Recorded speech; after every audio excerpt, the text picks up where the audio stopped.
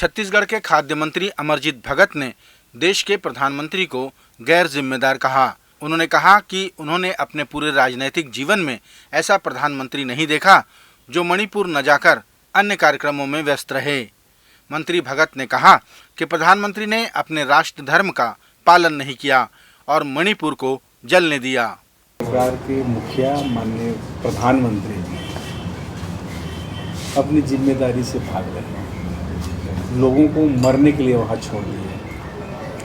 ऐसा गैर जिम्मेदार प्रधानमंत्री आज तक अपने इतने लंबे राजनीतिक जीवन काल में मैंने नहीं देखा कि मणिपुर जल रहा हो और वहाँ जाने के बजाय इधर उधर का कार्यक्रम कर रहे हैं। राजधर्म का पूरे बिल्कुल राजधर्म का पालन करना चाहिए।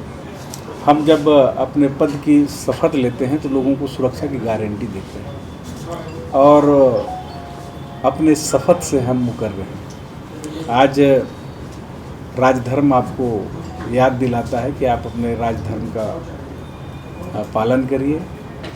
आप हों, महामहिम राज्यपाल हों, वहाँ के मुख्यमंत्री हों, अगर आपसे नहीं संभल रहा है तो आप अपने पद से त्याग पत्र दे दीजिए। नैतिक जिम्मेदारी आपके छत्तीसगढ़ के मुख्यमंत्री भूपेश बघेल ने 31 जुलाई को बेरोजगारी भत्ता योजना की चौथी किस्त के रूप में 31.71 करोड़ रुपए की राशि 1,22,625 हितग्राहियों के खातों में अंतरित की। अब तक राज्य के पंजीकृत बेरोजगारों को 112 करोड़ रुपए की राशि का भुगतान किया जा चुका है। इस मौके पर मुख्यमंत्री ने कहा कि युवाओं को रोजगार से जोड़ना हमारी प्राथमिकता है। इसके लिए हम लगातार प्रयास भी कर रहे हैं। उन्होंने कहा कि बेरोजगारी भत्ते ने युवाओं को बड़ी राहत दी है।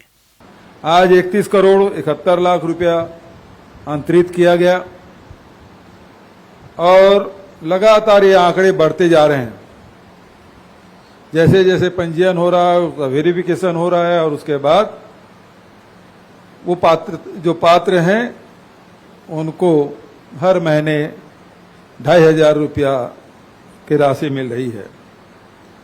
आदरणीय साथियों, 112 करोड़ 43 लाख रुपया सीधा ट्रांजैक्शन। नहीं तो पिछली सरकार में 15 साल में 98 करोड़ रुपया की राशि दी गई थी। 500 रुपया था, फिर 1100 हुआ, फिर उसे जनपद में या नगरीय प्रशासन के कार्यालय में जाके आपको फॉर्म भरना होता था, अब ऑनलाइन है। फिर चेक लेने के लिए वहां जाना पड़ता था, उसकी जरूरत नहीं है, सबके खाते खुले हुए हैं, सीधा खाता में राशि पहुंच रहा है। तो बहुत सारी सुविधाएं अब टेक्नोलॉजी का लाभ लेते हुए सीधा हितग्राहियों के खाते में।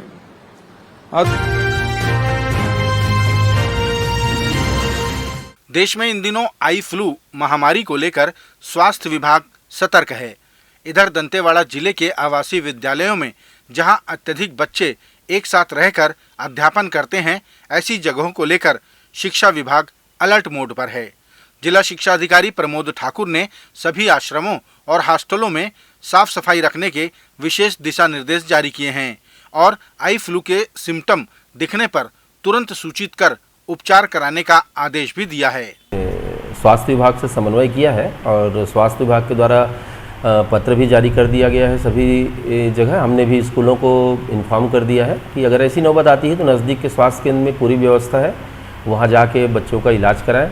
और बच्चों को भी जागरूक कर रहे हैं कि अगर किसी प्रकार से आई फ्लू होने के पहले जो आँख में दर्द होता है या जलन होती है, ऐसी कोई नौबत आती है तत्काल हॉस्पिटल जाएं। अभी हमारे ज़िले में उतनी समस्या नहीं है किसी। छत्तीसगढ़ के मुख्यमंत्री ने आज लोक निर्माण विभाग के अधिकारियों की बैठक ली, जिसमें उन्होंने बारिश के तुरंत बाद सड़कों की मरम्मत के निर्देश दिए। मुख्यमंत्री ने निर्माणाधीन सड़कों के कार्यों को भी जल्द पूरा करने को कहा। उन्होंने रायपुर शहर के शारदा चौक से तात्यापारा चौक तक निर्माण तथा भू अर्जन प्रकरण समेत 137 करोड़ की लागत से बनने वाली 510 मीटर सड़क को लेकर भी कार्य जल्द शुरू कराने अधिकारियों को निर्देश दिए। छत्तीसगढ़ के खाद्य मंत्री अमरजीत भगत ने बिलासपुर में नेता प्रतिपक्ष नारायण चंदेल के बयान पर कहा कि प्रधानमंत्री ने तो 2 करोड़ लोगों को रोजगार देने का वादा करके ठेंगा दिखा दिया, लेकिन हमारी सरकार ने तो रोजगार भी दिए और बेरोजगारी भत्ता भी दे रही है। मंत्री भगत ने कहा कि भाजपा की सरकार ने जितना अपने पूरे कार्यकाल में भत्ता दिया उतना तो हमारी सरकार ने 1 साल में ही दे दिया। भारत के प्रधानमंत्री माननीय नरेंद्र मोदी जी हर वर्ष 2 करोड़ युवाओं को नौकरी देने की बात कही थी। एक तो नौकरी नहीं दिया, सबको ठेंगा दिखा दिया। और माननीय मुख्यमंत्री जी यहाँ लाखों युवाओं को नौकरी दे रहे हैं, जिनको नहीं मिल पा रहा है उनको बेरोजगारी भत्ता दे रहे हैं। तो देने वाला गलत हो गया और कुछ ठेंगा दिखाने वाला हीरो हो गया। इनकी पैमाना थोड़ा सा जो ठीक ठाक होना चाहिए। बताइए उनको, चंदेल जी को, कि आपका दृष्टिकोण, आपका जो चश्मा का जो एंगल है वो ठीक दिशा में आप सेट करिए। युवाओं को अगर हम संबल दे रहे हैं, उनको अगर बेरोजगारी भत्ता, आप तो 500 रुपया दे रहे थे, लास्ट में 1000 किए थे। 1500 से मीटर आपके आगे बढ़ी नहीं। आप पूरे कार्यकाल में केवल 100 करोड़ के आसपास दिए होंगे और हम 1 साल में आपका जो 15 साल का रिकॉर्ड था उसको तोड़ दिए। तो आपको पेट में दर्द तो होगा। आपकी नाकामी को इस ढंग से न निकालें। आम आदमी पार्टी ने अंबिकापुर में बदलाव पदयात्रा की। इस पदयात्रा में गुजरात से आए सह प्रभारी नरेश बारिया और हकीम अब्दुल माजिद ने लोगों से मुलाकात की। नेताओं ने छत्तीसगढ़ के परिप्रेक्ष्य में कहा कि यहाँ कांग्रेस और भाजपा मजबूरी थी, लेकिन अब केजरीवाल जरूरी है। छत्तीसगढ़ के अंदर इन दोनों के अलावा कोई विकल्प नहीं था। लोगों का कहना है, आज मैं हकीम अब्दुल माजिद अपने तरफ से हमारे आम आदमी पार्टी के कार्यकर्ता को एक नारा देना चाहता हूं कि भाजपा कांग्रेस थी मजबूरी, भाजपा कांग्रेस थी मजबूरी, अब छत्तीसगढ़ में केजरीवाल है जरूरी।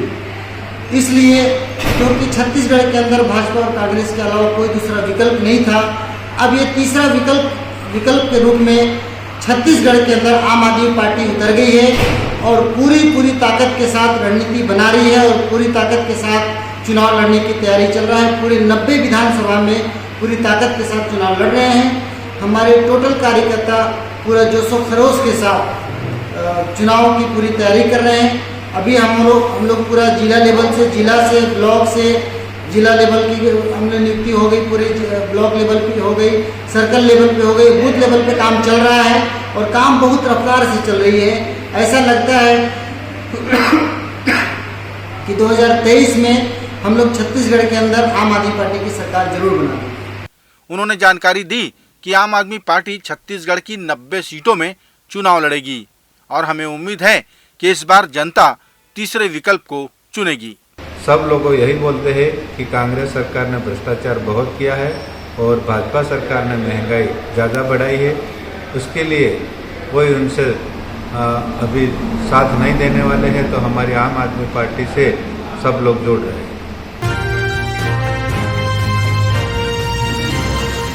मुख्यमंत्री भूपेश बघेल से छत्तीसगढ़ी भाषा छात्र विकास समिति के सदस्यों ने मुलाकात की। उन्होंने छत्तीसगढ़ी भाषा के लिए प्राध्यापक पद पर भर्ती किए जाने की घोषणा के लिए मुख्यमंत्री को प्रतीक चिन्ह, शाल एवं श्रीफल भेंट कर आभार व्यक्त किया। मुख्यमंत्री ने इस मौके पर साहित्यकार दुर्गा प्रसाद पारकर की रचनाओं के संग्रह सुमिरौं छत्तीसगढ़ का भी विमोचन किया।